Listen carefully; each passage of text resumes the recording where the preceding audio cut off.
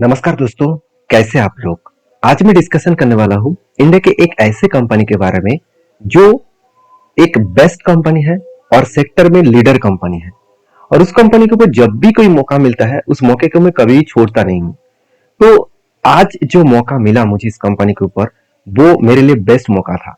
क्योंकि मैं बेस्ट मौका इसलिए बता रहा हूँ क्योंकि देखिए, पिछले दिनों में मार्केट में बिग फॉल हुआ था। मैं इंडियन मार्केट के बारे में नहीं बता रहा हूँ, मैं अमेरिकन मार्केट के बारे में बता रहा हूँ। आज तक की सबसे बड़ा क्रैश है एक दिन में। आप खुद ही देख लीजिए, डाउ जोन्स 5.5% क्रैश हो चुके हैं। जस्ट फ्राइडे के दिन 5.5% डाउ जोन्स क्रैश हो चुके हैं। कोविड के बाद सबसे बड़ा क्रैश आज पिछले दिनों में देखने को मिला। तो ऐसे क्या हो गया, डाउ जोन्स जैसे बड़े मतलब इंडाइसेस में इतने बड़े फॉल देखने को मिला, करीबन 2200%। आप सभी जानते हैं कि मतलब चलो एक बार मैं इंडाइसेस दिखा देता हूं, तभी आपको और भी क्लियर हो जाएगा। देखिए, सिर्फ निफ्टी में कितना फॉल हुआ था पिछले दिन में, 1.49%। सेंसेक्स में कितना, 1.22%। और उस जगह पे डाउजेंस में कितना, 5.50। नेस्टेक में कितना, ऑलमोस्ट 6%। और साथ ही साथ देखा जाए तो S&P 500 ऑलमोस्ट 6%। और मतलब S&P 500 विक्स देखिए 50% विक्स था। तो सोचिए मतलब कितना बड़ा एक फॉल देखने को मिला था। और सबसे बड़ी बात देखिए, अमेरिकन मार्केट अगर क्रैश हुआ तो बाकी मार्केट का भी हालत बिगड़ जाएगा। तो देखिए, बाकी सारे मार्केट्स की हालत खराब हो गया। सिर्फ चाइना को छोड़कर आप चाइना मार्केट को एक बार देख लीजिए। यहाँ पे देख सकते हैं सिंघाई, सिंघाई देखिए कितना, जस्ट 0.24% का क्रैश हुआ।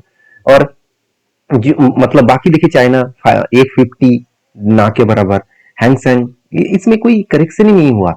सॉरी, हैंगसेंग छोड़ दीजिए, हैंगसेंग तो चाइना चाइना का नहीं है। तो बेसिकली ये जो चाइना का जितने सारे इंडेक्सेस है उसमें कुछ बड़ा फॉल देखने को नहीं मिला। इसके पीछे रीजन कौन सा है? अमेरिका में अगर कोई भी नेगेटिविटी आते हैं तो बड़ा फॉल ऑल ओवर वर्ल्ड में देखने को मिलता है, जिसका झलक यहाँ पे देखने को मिला है सिर्फ चाइना को छोड़ के।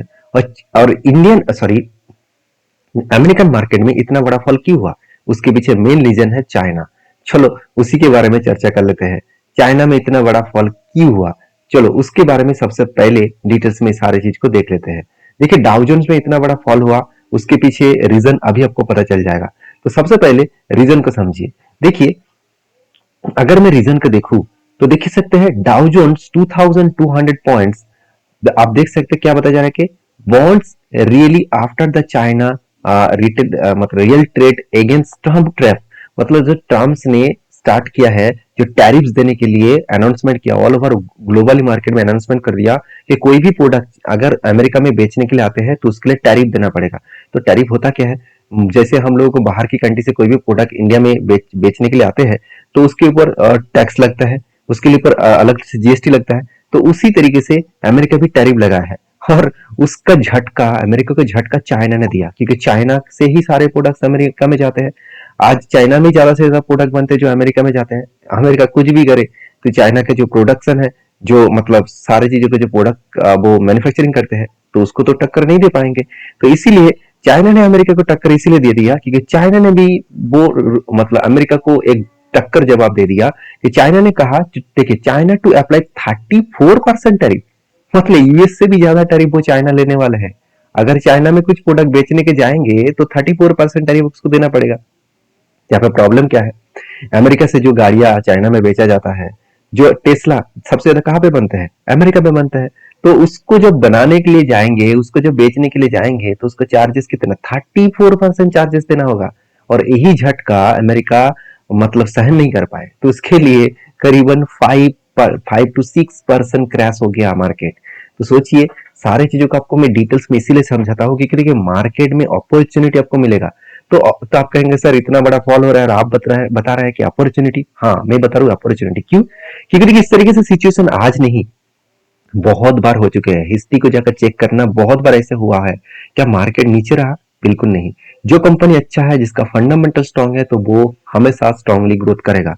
तो इसी से जुड़े हुए मैं जिस कंपनी के बारे में चर्चा करूंगा वो है फार्मास्यूटिकल्स इंडस्ट्रीज कंपनी। आप खुद ही देख सकते हैं, जिसके बारे में चर्चा करूंगा उस कंपनी का नाम है डॉक्टर रेड्डी। तो डॉक्टर रेड्डी के ऊपर एक बिग फॉल देखने को मिला पिछले दिनों में, करीबन 3% के आसपास। तो इसी का अपॉर्चुनिटी मुझे देखने को मिला है, जो मैं आपके साथ शेयर करूंगा। तो प्लीज, सारे इन्फॉर्मेशन जो आपके साथ शेयर करूंगा एज ए एजुकेशन पर्पस में, कोई भी बाय एंड सेल का रिकमेंडेशन नहीं है। अगर आपको काम करना ही है तो एक बार डीपली रिसर्च करके, खुद के ऊपर रिसर्च करके काम करिए। तो चलो सबसे पहले कंपनी के डिटेल्स बताने से पहले मैं रिक्वेस्ट करूंगा, अगर इस तरीके से डिटेल्स में इंफॉर्मेशन पाना चाहते हैं तो मुझे फॉलो करिए, चैनल को सब्सक्राइब करिए और लाइक करिए, कमेंट्स करिए, कुछ भी करिए, सब सब आपके हाथ में है। तो देखिए, सबसे पहले देखिए डॉक्टर रेड्डी के ऊपर जाता हूं, तो मैं इस कंपनी को ज्यादा पसंद इसीलिए करता हूं क्योंकि देखिए ध्यान से सब चीजों को समझना कि कंपनी 92,000 करोड़ का कंपनी है, ऑलमोस्ट 1 लाख करोड़ का कंपनी है। अगर मैं पेयर ग्रुप से बात करूं तो डॉक्टर रेड्डी इंडिया के फोर्थ लार्जेस्ट फार्मास्यूटिकल्स कंपनी है। और कंपनी का परफॉर्मेंस देख लीजिए, इस सेक्टर में ऐसे कंपनी नहीं है जिसका पी रेशियो डॉक्टर रेड्डी से कम हो, तो ये भी एक बेस्ट पॉइंट है।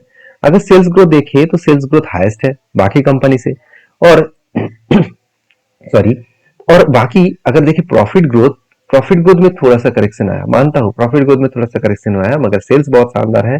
कंपनी का आरओसी बहुत शानदार है, कंपनी के डेप्थ ऑफ इक्विटी ना के बराबर है। आप खुद ही देख सकते हैं पी रेशियो कितना है, इंडस्ट्रीज पी रेशियो से भी आधा के आसपास है। और डेप्थ ऑफ इक्विटी कितना है, 0.16 के आसपास है।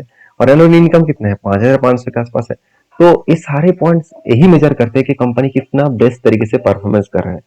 और साथ ही साथ अगर मैं एज ए चार्ट के हिसाब से देखूं, एनालिसिस के हिसाब से देखूं, कंपनी के ऊपर कोई भी नेगेटिविटी नहीं है। अगर मैं क्वार्टरली रिजल्ट के हिसाब से देखूं तो कंपनी देखिए हाईएस्ट यहाँ पे सेल्स जनरेट कर रहा है, आज तक की सबसे हाईएस्ट सेल्स है, आज तक की सबसे हाईएस्ट प्रॉफिट भी है। तो सोचिए, एक मतलब टर्म ने एक बात कह दिया कि कोई भी प्रोडक्ट अगर बेचा जा रहा है तो उसके लिए मतलब देखा जाए तो मैंने उसके लिए मार्केट में एक बहुत बड़ा इफेक्ट आएगा, क्योंकि ट्रम्प ने जो टैरिफ लगाया, चाइना ने जो टैरिफ लगाया, चाइना में भी बहुत सारे फार्मास्यूटिकल्स प्रोडक्ट को एक्सपोर्ट किया जाता है, मानता हूँ, फिर भी उतना ज्यादा नहीं है जितना अमेरिका में किया जाता है। तो इसके लिए कंपनी के ऊपर इफेक्ट आएगा, मानता हूँ। मगर कंपनी क्या बाकी कंट्रीज को टारगेट नहीं करेगा? क्या बाकी कस्टमर को वो नया प्रोडक्ट नहीं बेचेंगे? क्या अमेरिका का जो हॉस्पिटल्स है, अमेरिका का जो फार्मास्यूटिकल्स इंडस्ट्रीज है, क्या उसको प्रोडक्ट नहीं बेचेंगे? तो ऐसे बेचेगा और वो भी खरीदारी करेंगे। आज सोचिए, जो दवाई आप दुकान में जाकर 5 रुपया में खरीदते थे, आज वो 50 रुपया हो गया। क्या आप वो दवाई खरीद नहीं रहा? तो ऐसे मत समझिए कि कोई भी प्राइस बढ़ गया तो इसका मतलब वो कंपनी खत्म हो गया, उस प्रोडक्ट बेचा नहीं जाएगा, ऐसे बिल्कुल नहीं, उसको खरीदना होगा। फार्मास्यूटिकल्स प्रोडक्ट को खरीदना होगा, ये बात आप कार्ड बांध लीजिए।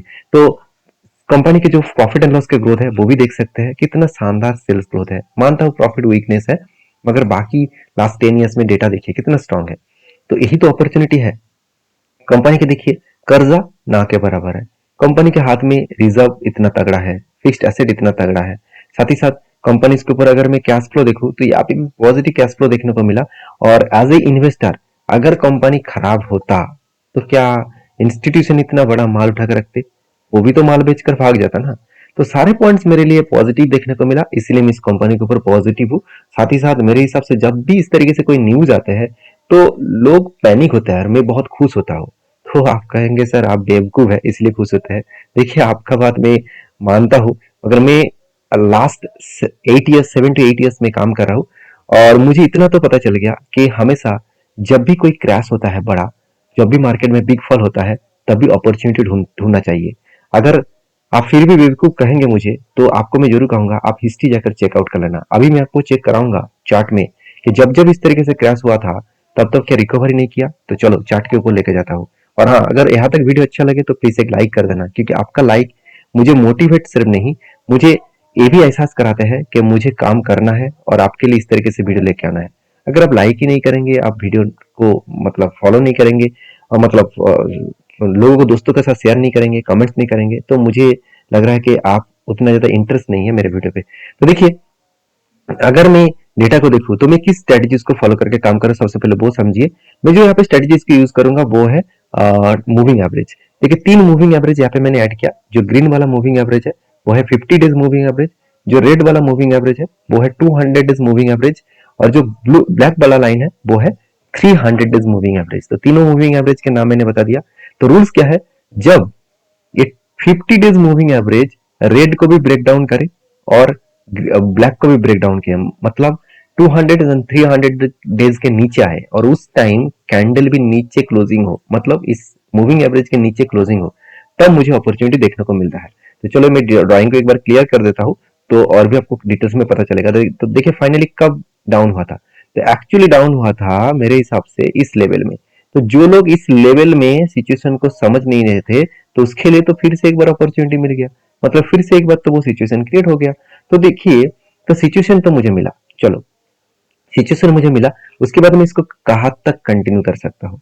देखिए, मैं मेरे मेरे पॉइंट ऑफ व्यू से बात कर रहा हूँ, प्लीज आपको इसके रिकमेंडेशन के हिसाब से मत लीजिएगा, क्योंकि चीजों को समझ कर सीख कर काम करिएगा, यही आपके लिए बेहतर होगा।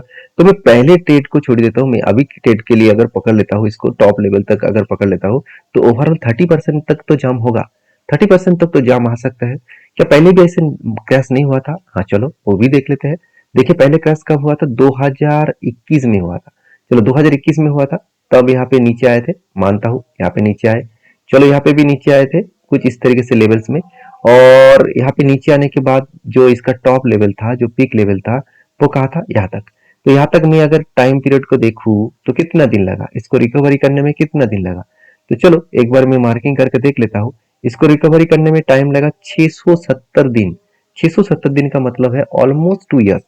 तो 2 ईयर्स में कितना? 17% का गेन मिला। चलो ठीक है, मैं काम कैसे करता हूँ, जहां पे मेरा फर्स्ट एंट्री मिला था वहां से लेकर अगर 20% करेक्शन हो गया तो उस जगह पे मैं फिर से एक बार अपॉर्चुनिटी लेता हूँ। तो फाइनली 20% कहाँ तक गिरे? कुछ इस तरीके से जगह तक गिरे। तो 20% यहाँ तक करेक्शन हुआ, तो यहाँ से लेकर फिर से मैं अगर सेकेंड पॉइंट ऑफ एंट्री देखूं और वो भी टॉप लेवल तक देखूं, तो यहाँ पे जो मुझे डेटा देखने को मिला वो कितने दिनों में मिला? वो मिला अराउंड अराउंड आप बोल सकते हैं जस्ट रिटर्न ऑफ, चलो एक बार मैं थोड़ा सा लंबा करके देख लेता हूँ। हाँ, और कितना? 47%। तो 47% मिला कितना? 500 दिनों में। तो चलो एक बार कैलकुलेट करके देख लेते हैं। पहला रिटर्न मिला था कितना? पहला रिटर्न मिला था जस्ट ऑफ, चलो एक बार मैं कैलकुलेट करके देख लेता हूँ। तो फर्स्ट जो यहाँ पे रिटर्न मिला वो 17%, और सेकेंड रिटर्न मिला कितना? 47%। तो डिवाइड बाय मैं 2 करूंगा, क्योंकि 2 बार मैंने एंट्री लिया, 32% एवरेज आ गया। और टोटल कितना दिन लगा? फर्स्ट टाइम अब लगा, सॉरी सेकेंड टाइम लगा जस्ट 500 डेज, और प्लस फर्स्ट टाइम लगा कितना? फर्स्ट टाइम लगा, यहाँ पे मैं एक बार इसको हटाकर देख लेता हूँ, 667 डेज। तो 667 डेज, तो दोनों को अगर मैं 2 से डिवाइड करूंगा और 365 से यहाँ पे देखूँ तो 1.5 ईयर्स, तो 1.5 ईयर्स में 30% का गेन मिला, इससे बढ़िया चीज और क्या हो सकते हैं? तो मेरे हिसाब से बेस्ट अपॉर्चुनिटी मिला था। उसके बाद देखिए, पहले भी देखिए कोविड के टाइम में क्या हुआ। तो कोविड के टाइम में उतना बड़ा क्रैश हुआ नहीं था, क्योंकि फार्मास्यूटिकल्स इंडस्ट्रीज कोविड के टाइम में ज्यादा फॉल नहीं हुआ था। उससे पहले 2016 के बाद जब मतलब आईटी सेक्टर में यूएस मार्केट के कारण ही यहाँ पे फॉल हुआ था। देखिए यहाँ पे भी same to same US market के कारण ही फॉल हुआ था। और इस सिचुएशन को मैं एक बार पकड़ के दिखा देता हूँ। देखिए कुछ इस तरीके से लेवल्स बने थे, और वहां से अगर 20% और भी मैं करेक्शन को पकड़ लूँ, तो 20% का करेक्शन कितना कहाँ पे हुआ था? 20% का करेक्शन हुआ था कुछ इस तरीके से लेवल्स में, कुछ इस तरीके से लेवल्स में। तो चलो एक बार वो भी देख लेते हैं। चलो यहाँ पे 20% हो गया था, बस ठीक है, कोई बात नहीं। अभी चलो इसको मैं एक बार मार्किंग करके देख लेता हूँ कि कंपनी ने सही में क्या दिया, कितने दिनों में दिया। यहाँ पे टाइम ज्यादा लगा, कोई बात नहीं, टाइम ज्यादा लगा, कभी कभी टाइम ज्यादा लगते हैं। तो यहाँ पे टोटल सिचुएशन को देखूं, तो एक बार मैं मार्किंग करके देख लेता हूँ। तो टोटल, सॉरी, यहाँ पे मैं एक बार मार्किंग करके देख लेता हूँ। देखिए वीडियो थोड़ा सा लंबा हो रहा है, कोई बात नहीं, सीखने के लिए तो लंबा आपको चीजों को देखना पड़ेगा। देखिए चलो एक बार देख लेता हूँ, 46%, और वो भी 1600 दिनों में, 166 डेज में। और उसके बाद सेकेंड जो एंट्री मिला था, वो भी एक बार देख लेते हैं। वो एंट्री मिला था कुछ इस तरीके से लेवल्स में, कुछ इस तरीके से लेवल्स में देखने को मिला था। वो टाइम ऑफ पीरियड कितना लगा था? वो टाइम ऑफ पीरियड लगा 1150 दिन और 81%। तो चलो सबसे पहले 1150 दिन, इसको, सॉरी 1150 नहीं, 1159 दिन, और उसके बाद मैं डिवाइड करूंगा 2 से, और उसको मैं 365 डेज से करूँ तो 3.8 ईयर्स, मतलब अराउंड 3.5 से 4 साल लग गया। साढ़े 3 से 4 साल में कितना रिटर्न मिला, चलो एक बार वो भी देख लेते हैं। फर्स्ट रिटर्न मिला 81% और सेकंड रिटर्न मिला 45%, डिवाइड बाई 2, तो ओवरऑल 63%। देखिए 4.5 लग गया 63% पाने में, 63% एवरेज रिटर्न मिला। तो कोई बात नहीं, कभी कभी ऐसे लग जाते हैं। तो सिचुएशन को समझिए, तो इस तरीके से सिचुएशन का बैक टेस्टिंग करके देख सकते हैं। कभी कभी जल्द से जल्द रिटर्न मिलता है, कभी कभी टाइम लगता है। जैसे देखिए यहाँ पे भी फटाफट कंपनी ने रिटर्न जनरेट करके दिया, क्योंकि इस तरीके से सिचुएशन से अगर मैं टॉप लेवल तक देखूं तो ओवरऑल कुछ इस लेवल्स में कंपनी ने कंप्लीट किया। तो यहाँ पे कितने दिनों में मिला? यहाँ पे 470 दिनों में 26% का रिटर्न। तो मेरे हिसाब से अपॉर्चुनिटी बार बार आते हैं, तो उसको आप अपॉर्चुनिटी के हिसाब से देखिए, चीज़ों को स्टडी करिए, उसके बाद काम करिए। मिलते हैं नेक्स्ट वीडियो में। वीडियो अच्छा लगे तो लाइक कर देना। Thank you.